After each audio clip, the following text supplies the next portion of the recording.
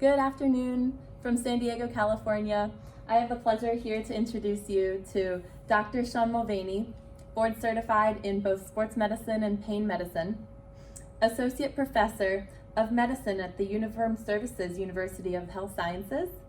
He did 31 years of military service as a Navy SEAL and as a U.S. Army physician. Dr. Mulvaney was the first doctor to perform the stellate ganglion block for combat-related PTSD, and since that time he's published over 8 publications in addition to a randomized controlled study for the stellate ganglion block as a treatment for PTSD. And last November's study that came out was able to significant results for the benefit of stellate ganglion block for treatment for PTSD compared to the placebo.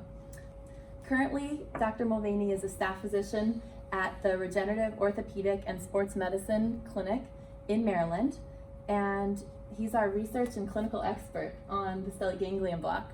So we're really honored to have the opportunity to just pick his brain and learn a little bit more about this awesome experience that he has.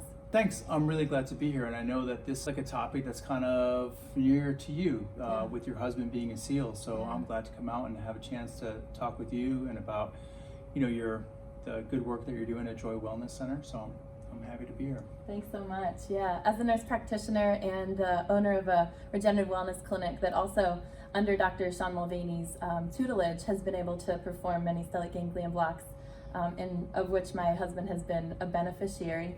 I just want to ask you if you can share a little bit about what this whole PTSD really means, and can you give us a picture of it? A lot of folks are familiar with the term PTSD or post-traumatic stress disorder, but the more preferred term is that it's a post-traumatic stress injury, because they don't really have a disorder, but they have an injury as a result of the service.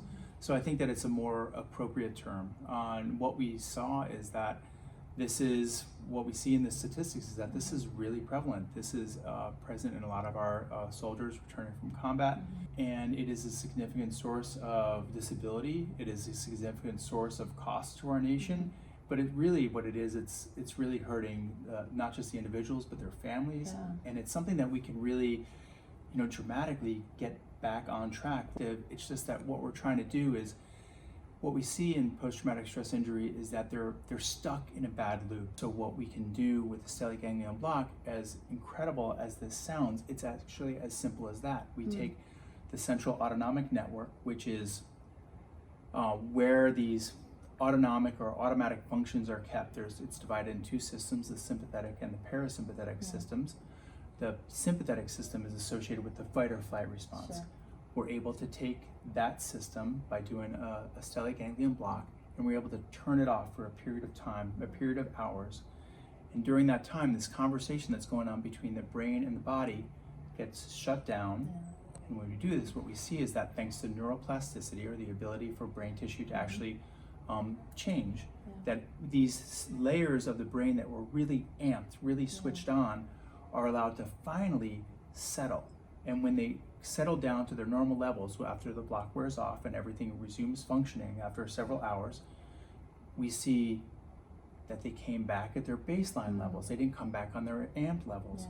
And it doesn't really matter how long the post-traumatic stress injury has been there.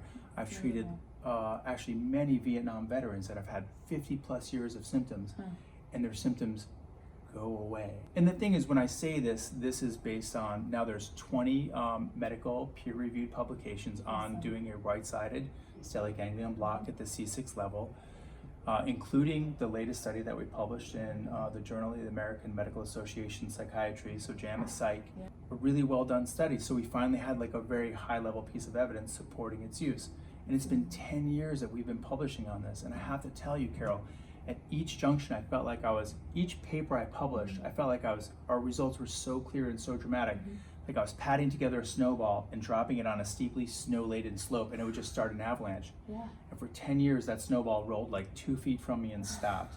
And so what we would see is like, it just wasn't getting out there. It wasn't getting traction. And I felt like I was doing my job as a clinician, trying to get this stuff in publications, but it really wasn't kind of moving forward in a meaningful way until really we saw this study came out, it generated a lot of interest. Mm-hmm. We had our segment on 60 Minutes, we had our segment on the CBS Morning Show, we had actually the Joe Rogan Experience happened to reach a lot of military members. That's And awesome. we got a lot of folks going with that. So we're seeing finally this shift in momentum, but whether or not this momentum keeps going, it remains to be seen. Yeah. I think there's more studies to be done. There's more work to be done in really convincing our partners in behavioral health that this is really is a good approach. It's not a replacement. It's not a ultimate cure.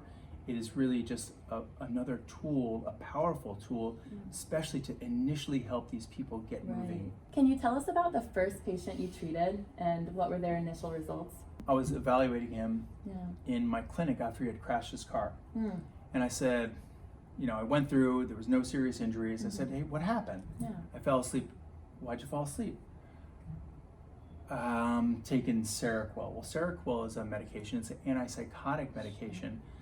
And I was like, and he was in a special operations unit, and I was like, why are you taking Seroquel? Why are you taking an antipsychotic? And he's like, it was prescribed by another Army psychiatrist to help control my nightmares, and I hate being on it. It makes me drowsy. He goes, but I've had these nightmares since basically since his Operation Desert Storm, since the first Desert Storm. Of course, he didn't want to talk about it. He didn't want to bring it up. He kind of sought treatment, offline or on the side for his really serious, and he was involved in the ground combat there, very intense close quarters combat, and came away with PTSD, which was not abating at all over time. And so he's like, look, I'll do anything. What do you have for me? And I'm a musculoskeletal spine doctor, and I'm like, I don't have anything, but I'll keep my eyes open. So I was out at a conference in Madison, Wisconsin, a musculoskeletal conference. Someone who I did not know, I know him now, but at the time did not know, walked up to me and said, hey, you're an Army doctor, right? I'm like, yeah. And he hands me a newspaper clipping about a doctor in Chicago that did a stellate ganglion block on somebody for hot flashes. And he said, do you think this has anything to do with PTSD? And I thought it was the craziest thing I ever heard. I was like, why are you giving me this newspaper clipping about, but I was like, I remembered that I said, hey, I'd look into this. I'd run these things to ground. And so I reached out, I talked to Dr. Eugene Lipoff, and I said, hey, do you think this could do anything? And he said, yeah. He goes, I think it could. And he goes, yeah, I'm doing a case on this, and I think it could work. And he had published the first case report, so means a single case he published. And then I treated these next few cases and published a case series on combat-related PTSD. So I went back and I offered to do a stellate ganglion block on this guy, and I said, look, I have no idea what this is going to do. The procedure's been around since the 1930s. It's safe. It's, we're going to take good care of you, but I don't know what it'll do. He's like, yeah, do it. Because he wanted off. He'd never heard of it before. Did it. Got him off of all his medications. Within 2 weeks, he was off of all of his medications. He ended up needing another one, I think like 4 months later. We did another stellate ganglion block on him with good results, and didn't lose track of him. Still, 8 years later, he was still doing fine. And I said, holy cow, this looks like there's something to this. Published that first case series, and then went on and had been treating, a lot of folks. But then it really took off after I was treating, it was a SEAL. I was treating down at Virginia Beach. I was treating an elbow injury. And he's like, Doc, let me ask you a question. He goes, in meetings and I'm getting drifty, and that's not me. And this guy was a highly effective team leader, combat decorated, highly respected guy. He's like, I'm sitting in these meetings and I'm getting drifty, and I know that's not me, and it's important, but I'm losing my focus. And he goes, and I go, anything else? He's like, yeah, I'll be walking down the hall and I'll see people I know for like 8 years, and I'll forget their name. And this wasn't an old man, this was a young man in his prime. He's like, and I'll forget their name, and I'm like, what is going on? And I said, hey, and this group of people filled out the PCLM score after each deployment. And so I was like, hey, I handed them the same questionnaire, which is a 17 question, Likert scale questionnaire where you just fill in the bubbles. And I said, this time, fill it out honestly. So he takes it and he goes, okay, and he fills it honestly. And this time he's answering that he's frankly positive for PTSD, like well in positive range. I'm like, do you want to get rid of it? He's like, yeah. And so I treated him, and then it just so happened, like the next day he got in for like a 4-day, he was doing a drive to Kentucky with he had like 3 kids under the age of 4 who apparently were screamers, and his wife, and he drove to Kentucky, normally something that would really have kind of left him amped and shredded at the end of it, and he came back and filled out another PCL5, he was doing great, and then he did something which really kind of turned the tide on this, where he stood in front of his team and he said, he didn't make this about post-traumatic stress injury or feeling better. He turned in front of his team and he made it about performance. He says, look, we're going back in combat in a month. I need you guys to be on your best. I need you to be ready to go. And he goes, and if you're dealing with what I was dealing with, and he described his symptoms, he goes, you need to get treated. He goes, we need to be ready. And so he didn't make it about injury, he made it about performance. And at that, we handed out, had their medic hand out another set of PCL5 scores, and then they filled them out, and this time they were like 25 points higher than when they had rescreened the month before. So what we saw from that little bit of data was that when they came back, so what do you think they say when they come back from deployment? How are you doing? I'm fine. They're going to say I'm fine. They're always going to say I'm fine because they don't want to talk to somebody outside of the fold. They don't want to be identified as having a problem. So soldiers come back and they say I'm fine, no matter what you put in front of them. When they found out that there was now a therapy that was acceptable to them, that improved their performance and really turned things around in a day, then they filled it out honestly, and then they all filled it out as being frankly positive for having PTSD. So at that point, we started treating on a much larger scale, treated many of the people from that team, and then went on and published a case series of 166 cases where we showed 85% of the people were responding and maintaining that response out to 3 months. You mentioned sort of that stigma that they're afraid of getting labeled as PTSI, PTSD. You really said it well when you said expecting patients to get over PTSD is like expecting them to get over cancer or a femur fracture. That sounded so appropriate. I think that one of the things I address with my patients is they almost universally feel guilty. They feel guilty on 2 settlements. They feel guilty because of how they behaved with their PTSD. Because one of the things that you see with PTSD, you see this, call it a flash anger. They don't get kind of like irritated and then a little angry, and then they start raising their voice, and then they go from like 0 to 10. They just go from like about a cup of coffee, about anything. They just this flash anger, and they find themselves, what brings them into me is when they find themselves like yelling at their 3-year-old for like spilling milk or something, and they're like they see themselves doing this and they feel like a monster. And they're like, oh my, I have to do something. And that usually was that's their call to action a lot of times, is something that associated with that flash anger. So I say, look, you've got to like forgive yourself. You had this injury, so you have to let go of that guilt. And they also feel guilty because they just can't get over it. They're always like, pull yourself up by your bootstraps, take a knee, drink water, rub some dirt on it. And they can't get over it. And they've just gotten over everything else. They can gut through so much, but they can't gut through this. So at that point, I say, look, you've got to like forgive yourself. This isn't realistic for you to have gotten over this. It's just like you had a broken leg and you expect, I'm just going to get over my broken leg, or I have cancer, I'm just going to get over my cancer. So powerful. No, you're stuck. So you've got to forgive yourself. You've got to let this guilt go as part of your healing. And so these little therapeutic interactions end up being really important part of the interaction. It's not just I keep coming back to, it's not just the procedure. You're giving people awareness over what happened to them in a very powerful intervention that really can turn things around in their life, like that we see over and over again. But the one thing, as I go into it, like now you're in these, you have different buckets of trauma where things can happen from. Now the one thing I don't ask anyone about their trauma. If you ask them about their trauma, then it's like, then there's something mentally wrong with them. And I'm treating this like there's something medically wrong with them. And that's kind of a relief to them. So they come in and I don't ask them about their trauma. And a lot of them are so relieved that they're not gonna have to bring up these painful stories. Why don't I bring them up? Why don't I think that because it's not clinically relevant to me. So Wow, that's really I don't interesting. I don't talk about it at all. Okay. I don't bring it up, even though, and I know that there are different, I call them buckets of trauma. Huh. There's childhood trauma, there's sexual assault trauma, Mhm. there's, you know, EMS related trauma, there's civilian trauma, like in the mass shootings that we've seen, and combat related trauma.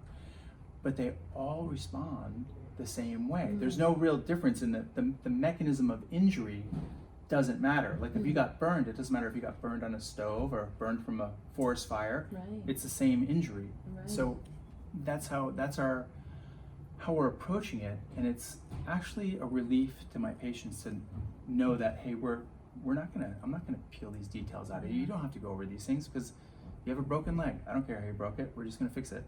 Can you share about treating Dakota Meyer? I know he spoke on Joe Rogan and it really brought a lot of awareness. Can you just talk about his case? Because a lot of us know about the Medal of Honor recipient and know about Joe Rogan's interview with. He uses his, now, you know, it's a position of influence to be a Medal of Honor winner, and he uses that to help others. So And cool. it's he's a great guy. He's very forthright about his own struggles. He's very open about, you know, where he was in his life, and he was in, you know, indeed in a dark place. But he's used that to, how do I help other service members, you know, suffering with this? So what do you say? I mean, it's completely selfless. He started a GoFundMe site where, if, you know, if veterans, you know, aren't able to, you know, get this any other way, where he's just using it just to try to help veterans. It's small, but it's still, it's able to help. We're able to routinely help folks with that. He's a great guy, and he actually said some profound stuff on that Joe Rogan show, including the one thing he said about how, I mean, people talk about his description of feeling like you're in a crowded city and then going down a country road after having a stellate. But really what he described is, he said, yeah, I had this feeling in my chest and it was a bad feeling, but I didn't know it was anxiety. Like, how many people have this? They have this bad feeling and they don't know what it is. And I was like, it struck me, like, how many people have this or something like this, that they can't put their finger on it, but they just know, they just feel bad. And I was like, wow, that's profound. He really had to make it real. He's a great person. That's awesome. Yeah. Can you talk about another civilian testimonial? Because these just really help people to understand what a window into their changed life would be, like a woman you've treated. Person came in unable to work for the last year because of, you know, I didn't even know the details, but you can kind of start reading into the story. They were working, everything was fine, and then they were completely derailed by a trauma. Read in whatever details you want on that. It would happen on the job. Not able to work for a year, feeling like horrible. This is, a grown woman now unable to work, having now to rely on her parents, feeling that whole, like, what is happening? My life is derailed. And did a stellate ganglion block on her, and she felt good for a couple of days, and then kind of symptoms came back, and she had, it wasn't quite taking. So I said, look, just come back. Let's sort through this. Did another approach, which we have several approaches, including on the left side or the right side. Some people are wired different. We were able to successfully treat her, and now she's back at work, and she feels great, and she feels like finally let go from this. So sometimes that's what highlights there is that, hey, maybe that first one isn't, doesn't quite get, even though we physically measure the Horners by published scales, we make sure they have a good dense block. But if that first one doesn't work, don't find someone that's going to work with you. Find someone that actually cares about the outcome, and find someone that's going to find a solution that works for you. Yeah. What are you curious about right now when you think about the stellate block? And it kind of leads into my next question about your goals and your dreams for the next 10 years and 100 years. Here, it's a very exciting time because we have a couple things that we want to get down. We want to get down sequencing and perhaps using these things in different combinations of levels to block the sympathetic nervous system, and finding out how does that work best, and realizing that more research needs to be done, but also seeing we have these growing anecdotes on different sequences and different combinations of left and right, And so really getting down and working that out and finding ways to capture those people that didn't do well, which there's still like a small percentage of people, less than 10%, who aren't doing well. So we're like, what do we miss? How do we recapture this? Or how do we take people that did pretty good and have them do really good? So we're still looking, how do we improve this? Right now what's happening with this is pretty exciting. There's a bill before Congress brought forth by representatives from New York, Pennsylvania, New Jersey to basically say that the VA has to make this available to veterans, and kind of forcing the VA's hand, because the VA has access to the evidence, but they've elected to keep this on a very small scale within the VA instead of making it more widely available. And here's the shame. The shame is that I see people who are on 4 or even more psychoactive medications to treat their PTSD, many of which have like serious adverse effects. They've been to multiple inpatient and outpatient treatment plans and sessions, and they still are near maxed out on the scale that we use. The PCL-5 is the scale we use now, the questionnaire. They're still almost maxed out on that score. So you're like, for these people that are suffering and their families that are suffering, why would you not, we have 20 papers on this, why would you not offer this as at least as an option? And you'll see many behavioral health people do, but many behavioral health people are still dismissing it out of hand. And I'm like, and I'm very careful not to alienate my colleagues in behavioral health, and I'm very careful to work together with them, and we've had our best success when we do that. But at the same time, I'm like, hey, what's holding you back? And sometimes it happened even in people that I did research projects with, where I see people that they've been treating for a year with very high PCL-5 scores. And I'm like, why did you not send them? We could, you know, why do you let this go on? When it's in well-trained hands, it's a safe and effective therapy. It has a very good published safety record. I know people do these under fluoroscopic guidance, that's X-ray guidance. I learned that in my pain fellowship, and when I first went to pain fellowship, I had already done hundreds of them ultrasound guided. I went to pain fellowship to get these credentials so I could be kind of unassailable on this. That's awesome. I did about 5 of them under fluoroscopic guidance. Each time it was more painful. Each time their Horner's wasn't as dense. Each time I subject them to ionizing radiation. Each time I subject them to contrast dye. Whereas under ultrasound, it's virtually a painless procedure, because you can go around the blood vessels and nerves in skilled hands where you can always see the needle. You can show the patient what's going on. There's not these big apparatus around them and all these, folks. It's a very much more calm procedure. And you can talk them through it. I've had people laughing while I'm doing a stellate ganglion block. And it's a much more calm procedure. They feel good, we watch them, and it's really, to me, we look at and we actually scale through a published scale that actually I published on quantitatively assessing the density of the Horner's block, so we can really say, hey, this was a good strong block. If it's not a good strong block, we repeat it right then. If there's any question on whether or not we got a good dense block, we repeat it, and then we just our outcomes are really good. So my preference is strongly for ultrasound guided because of how well I see people do, how well it's tolerated, how safe it is, how you can steer around nerves they hurt to go through, how you can steer around blood vessels that can lead to complications, how you can recognize dangerous, if they were unrecognized dangerous anomalies. These are all things that we can do safely and calmly in the office, and it's very well tolerated. I just want to touch back on some of the resistance, and how do you overcome that resistance amongst even the colleagues that have researched with you? I think that one of the more obvious answers is publishing more high quality studies. Now, people say, yeah, we need more high quality studies. The last one took 4 years from study design to publication. So how long are we going to let these people that served our country suffer? How long are we going to let people that serve our communities suffer? How long are we going to let people that suffered since childhood? How long do we, another 4 years? Is that good? And then when we publish that one, you're going to say, no, really we need a little bit more. So what we have here is what I would beseech them, my colleagues in behavioral health, is that, hey, if you have someone that's not responding, if they're not doing well, if they've been to inpatient treatments and multiple drugs and they're still doing horrible, just consider it. And as you send them to somebody that knows what they're doing, send them to somebody that's skilled, and then, you know, look for the things that we look for, like, did you document how strong the block was? How many blocks have they done? We're looking for people that have done, you know, a good number of blocks. You don't want some that they're learning on, but I guess we all had to learn at some point. But you want to send them to somebody that you can really document how well it was, and then when they come back, just see how they're doing.